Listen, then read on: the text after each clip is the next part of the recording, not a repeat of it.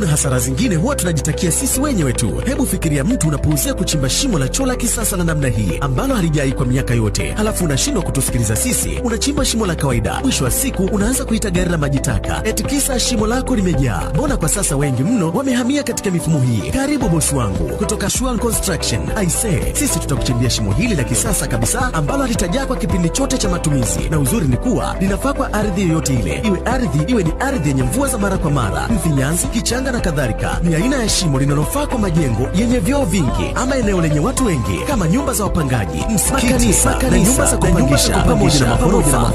Usichokijua ni paving block ama kutumia kama parking, yani fresh kabisa, ama kutumia kama parking, yani fresh kabisa, na itaonekana kana kwamba hakuna shimo hapo. Yani ni mashimo ya kishua mno, lakini pia hayatoi harufu na yanachukua eneo dogo mno la ardhi. Gharama ya shimo hili kwa wakazi wa Dar es Salaam ni Laki8 tu. Mawili ni kwa milioni 1 na Laki3, na kwa mikoani shimo moja tutakuchimbia na kukujengea kwa milioni 1 na Laki1, mawili kwa milioni 1 na Laki4. Sisi tunasafiri kufanya kazi kwa mikoa yote nchini. Tupigie kwa simu namba 0793537005. Karibu tukuhudumie mdau wetu, kwani wengi sasa wamehamia katika mifumo hii.